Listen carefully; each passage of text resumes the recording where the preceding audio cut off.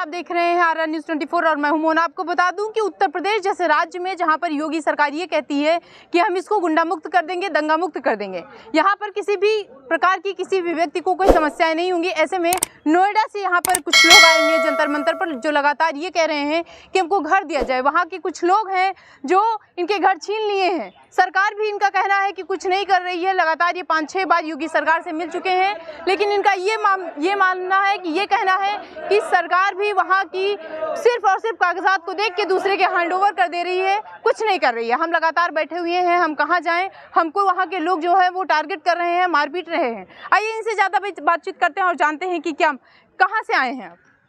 हम नोएडा से हैं, ऐसे गोपनीय रह रहे हैं हम। ये जो क्यों गोपनीय रह रहे हैं?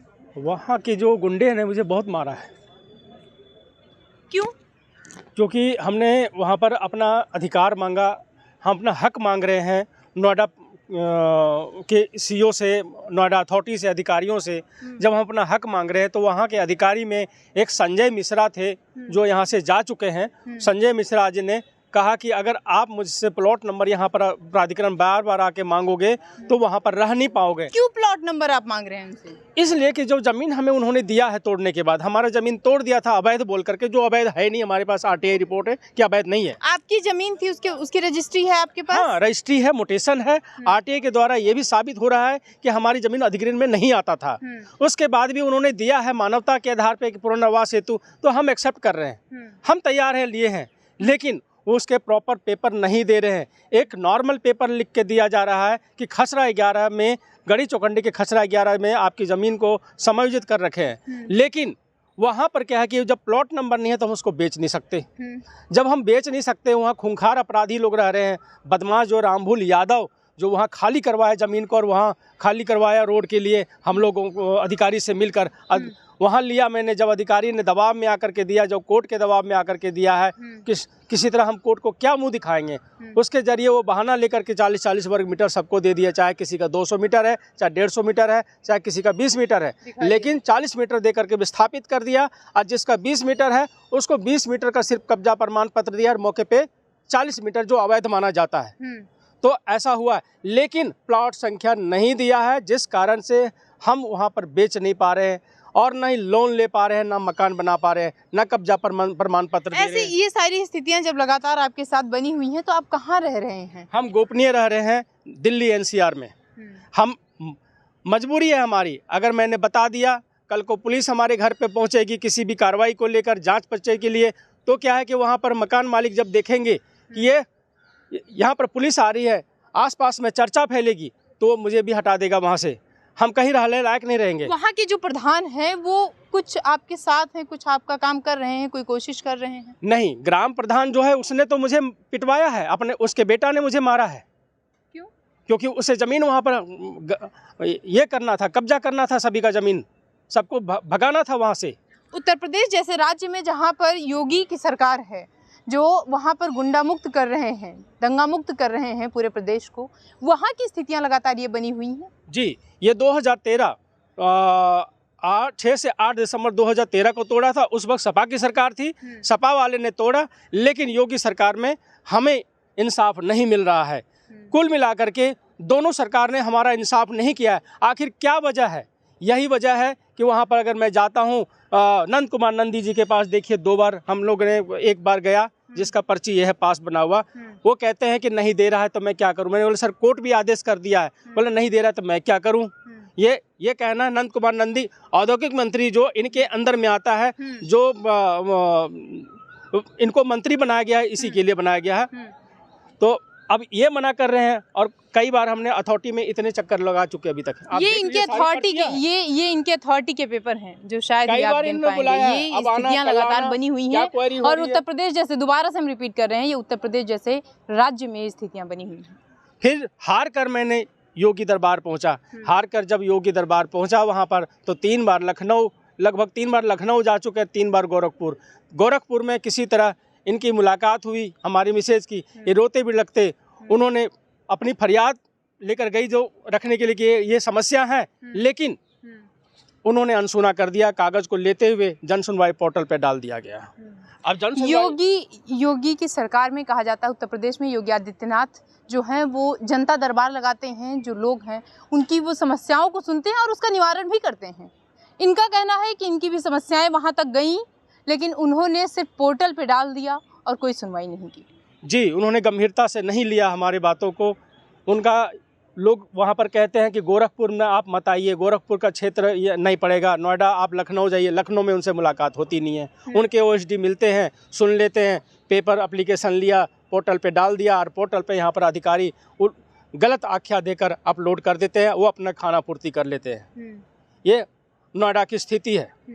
बाकी दूसरे के साथ क्या अनुभव है हम नहीं कह सकते, लेकिन जो हमारे साथ बीत रहा है वो सत्य है। ऐसे में कहाँ रह रहे हैं आप? कैसे खाना खर्चा चल रहा है? खाना खर्चा इस तरह चल रहा है कि मैं कंसल्टेंट के थ्रू संपर्क में करके सर्वे कर लेता हूं ज़मीन का, और फिर कोई ग्राहक आते हैं तो उसके ज़रिए अगर दिलवा दिया तो कोई गारंटी नहीं है। कर्ज लेकर भी चला लेते हैं खर्चा, कभी किसी रिश्तेदार से कर्जा ले लिया, कभी कुछ खर्चा इधर उधर से आ गया, क्योंकि हमारा दुकान खोल के वहाँ बैठा हुआ था तो तोड़ ताड़ दिया सब। अब कुछ बचा नहीं। हाँ, दुकान खोल के बैठे हुए थे उसी स्थान पे जहाँ दिया है, सब तोड़ ताड़ दिया उन लोगों ने। रामभूल का बेटा भूरा यादव, राहुल यादव, मंगल यादव, ये 3 भाई जो हैं इनके चचेरे भाई लगते हैं। भूरा यादव उनका रामभूल यादव का बेटा है। ये गढ़ी चौखंडी के निवासी है, और जब पुलिस के पास हमने शिकायत किया तो कहते हैं इनका पड़ोसी है, मेरे घर से 3 किलोमीटर दूर उसका मकान है। मेरा पड़ोसी कहाँ से हो गया? हाँ, राहुल यादव, मंगल यादव, लिटिल यादव में से एक लिटिल यादव हिस्ट्री सीटर है, खुलेआम घूमता है। कुछ नहीं, सरकार कुछ नहीं कर रही है। उल्टा हम पे मार के केस हम पे कर दिया, और विवेचना में पुलिस वाले ने लिख दिया कि इसने मारपीट किया है। अब क्या साठगांठ है? मुझे हॉकी से मारा है, कपड़ा लपेट के, हेड इंजरी है मुझे। पुलिस भी वहाँ गई थी मौके पे। कैलाश अस्पताल में मैं भर्ती था, 12 दिन तक आईसीयू में था। कोर्ट उसको मान नहीं रही है क्योंकि वो प्राइवेट है। सरकारी में जाएंगे तो उनकी सेटिंग है, वहाँ पर ही ठोक देगा, जान मार देगा। सरकारी अस्पताल में उनकी सेटिंग चल रही है? बिल्कुल चलती है। जब मैं वहाँ पर गया कि मुझे सिर में दर्द हो रहा है तो मुझे डॉक्टर ने काफ़ी डांटा, और डांट करके एक सुई दे दिया बस। उसके बाद जब घर वापस गए तो वहाँ पर क्या कहते, कुछ लोग मिलने के लिए आए, अचानक से मैं गिर गया, मुझे पता नहीं फिर मैं कैसे हॉस्पिटल पहुँचा हूँ। तो मैं प्राइवेट किसी छोटे मोटी जगह में जा कर के होश आया, और वहाँ से जा कर मैं रेफ़र करवाया। इन्होंने मिसेज ने हमारी ले गई कैलाश अस्पताल में कि वहाँ पर कैमरा सब लगा हुआ है, वहाँ पर सिक्योर रहेंगे। जब आप वहाँ सरकार से मिलने गई, आपकी जो अपील थी वो सरकार ने सुना, उसको कुछ किया?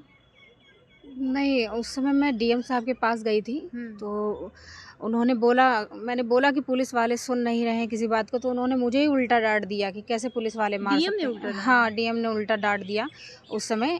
एनपी सिंह जो डीएम थे उस समय, नोएडा की? जी, उस समय तो उन लोगों ने कोई मदद नहीं की उस समय। मैं एसपी सिटी वहाँ पे भी गई, लेकिन वहाँ से भी कोई मुझे सहारा नहीं मिला। जब आप सरकार से मिलने जनता दरबार गई वहाँ की क्या स्थितियाँ थी? मैं योगी जी से मिलने गई थी, मैं बहुत ही रोई वहाँ पे। मिली थी, लेकिन आए, उन्होंने देखा, मेरा लेटर लिया, लेकिन उन्होंने कोई रिस्पांस नहीं किया, आगे बढ़ गए वो। मैं वहाँ रोती रह गई, मेरा नहीं इंसाफ किया उन्होंने। आप ऐसे उनके सामने रोती रह गई, वो सुन के आगे चले गए, आप कुछ नहीं किया? नहीं कर पाए, वो आगे चले गए, मुझे कुछ भी नहीं सुन पाए, मेरा एक वर्ड भी नहीं सुना उन्होंने मेरा, और वो क्यों आगे ऐसा? मतलब क्या वहाँ पे कुछ ऐसे लोग थे, कुछ वहाँ की पुलिस जो थी वो आपको पीछे हटा दी, या फिर वो रुकी ही नहीं? नहीं, बल्कि जो वहाँ पे कार्यरत हैं उनके साथ, उन्होंने तो सपोर्ट किया मेरा रोना देख के। मैंने बोला एक बार मिलवा दीजिए, मेरा काम बन जाएगा। जिस स्थिति से हम पीड़ित हो रहे हैं, कम से कम योगी जी से डायरेक्ट बात हो जाएगी तो शायद वो समझेंगे, लेकिन नहीं समझे, वो आगे बढ़ गए। हाँ, मेरा बिल्कुल भी नहीं सुना उन्होंने, आगे निकल गए वो। आपको क्या लगता है, कुछ उम्मीद आपको लगती है कि योगी सरकार आपकी जो समस्याएं हैं, जो परेशानी है, इसको सुनेगी? योगी जी, देखिए, मैं योगी जी के विषय में यही कहना चाहूँगी कि योगी जी पे अगर बात जाती है रियलिटी में, तो निश्चित है वो हमारा इंसाफ करेंगे। बस मैं यही चाहती हूँ कि वो हमारा इंसाफ करें। क्या आप योगी सरकार को फेल मानते हैं जो आपको यहाँ पर आना पड़ा है जनता? देखिए, हमारा मामला बहुत क्रिटिकल हो चुका है। जब हमारा समस्या का समाधान नहीं हो रहा है तो मैं इसके आगे कुछ नहीं सुनना चाहूँगा। क्या हो रहा है क्या नहीं हो रहा है मुझसे कोई मतलब नहीं है। हम सब परिवार, हमारे साथ 3 चैन और है, हमारी मिसेज हैं, 2 बच्चे हैं, सबकी ज़िंदगी ख़राब हो रही है। मेरे पास कोई रोज़गार नहीं है, मैं बहुत ही मेंटली तरीके से अपना किसी तरह घर चला रहा हूँ। क्या नाम है बेटा आपका? प्रजन्या। आप स्कूल जाते हो? हाँ। घर में बहुत सारी समस्याएं आती हैं, कैसे आप रहते हो वहाँ पर? उसका पढ़ाई पर कोई इफेक्ट नहीं पड़ता? बोलो बेटा। समस्याएं होती हैं? हाँ। समस्याएं होती हैं आप लोगों को? हाँ, थोड़ी होती है लेकिन हम मैनेज कर लेते हैं। मैनेज कर लेते मने। हैं किसी तरीके से। तो ये छोटे छोटे बच्चे हैं जो जिनकी आंखें जो हैं वो लगातार देख रहे हैं आप कैसे नम हो रही हैं, जो परिवार है वो किस तरीके से दुखी है, जो वहाँ के प्रधान है वो गुंडई दिखाते हैं, लोग वहाँ पे जाते नहीं हैं, उनसे बातचीत नहीं करते हैं, डरते हैं उनसे। इनका कहना है कि ये योगी सरकार के पास भी गई थी जनता दरबार में, लेकिन इनकी नहीं सुनी गई वहाँ पर। वो परेशान होके वहाँ से वापस चली आई हैं निराश होके, और आज स्थितियाँ लगातार ये बनी हुई हैं कि मजबूरी में उनको यहाँ पर जंतर मंतर पर आना पड़ा है और अपील सरकार से, केंद्र सरकार से करना पड़ रहा है। इनका कहना है कि जो योगी सरकार थी वो उनके पास जब हमारे लेटर जाते हैं तो वो सुनते हैं और पोर्टल पर खाली डाल देते हैं। उन्होंने हमारे लेटर को देखा तो, लेकिन आगे बढ़ गए, कुछ नहीं हुआ हमारा। हमारी जो उम्मीद है वो अभी भी लगी हुई है कि सरकार सुनेगी हमारी, हमको घर दिलाएगी और हमको आवास दिलाएगी जहाँ पर हम निडरता से रह सकें, जहाँ पर हम ऐसे रह सकें कि हमको किसी चीज़ का डर ना हो, कहीं पर भी हम जा सके अपने घर पर, घर को छोड़ के। हम लोग आइए और बातचीत गए, वहाँ के जो विधायक है पंकज सिंह के पास गए, वहाँ पे उन्होंने सिर्फ बात सुन लेते हैं, लेटर को ले लेते हैं, उसके बाद कहते हैं ठीक है कार्रवाई करेंगे, और आज तक कार्रवाई नहीं हुई। वहाँ पे डॉक्टर महेश शर्मा के पास भी गए हैं, उन्होंने भी कई बार चिट्ठी बनाई है, लेकिन उनके चिट्ठी को कोई वैल्यू नहीं दिया जाता है। तो हम थक हार गए उन लोगों से, उम्मीद छोड़ करके जब हम योगी जी के पास गए थे, पहले तो मैं इनके ही नीचे जाऊँगा जो लोग हैं यहाँ पे, उन्होंने नहीं सुना तो वहाँ भी गए, वहाँ पर भी सुनवाई नहीं हुई। उसके बाद डीजीपी, सीपी जितने भी हैं सबके पास हमने लेटर दिया हुआ है, पुलिस के पास लेटर दिए हैं, क्योंकि अथॉरिटी कहती है चाहे तुम कहीं भी चले जाओ, कोई भी मंत्री के पास चले जाओ, कहीं भी चले जाओ, कुछ नहीं होगा यहाँ पर। ये ज़्यादा करोगे तो रह नहीं पाओगे। ये वहाँ की अथॉरिटी जो है वो इनडायरेक्टली है। इनको धमकी देती है। आप देख सकते हैं हमारे साथ खड़े हुए हैं, ये कितना परेशान है, किस तरीके से अपने घर के लिए परेशान है। जो वहाँ की सरकार है, फिर से हम रिपीट करके आपसे बता रहे हैं कि वो इनकी समस्याओं को सुन नहीं रही है। जो प्रधान है वो गुंडई दिखा रहे हैं, किस तरीके से ये रहते हैं, किस तरीके से समस्याओं का सामना करते हैं, अपना घर बार किस तरीके से चलाते हैं। मजबूरी में इनको अपने रिश्तेदारों से, अपने जानने वालों से कर्जा लेना पड़ता है ताकि हमारा घर बार चलता रहे। जंतर मंतर से मैं मोना पांडे।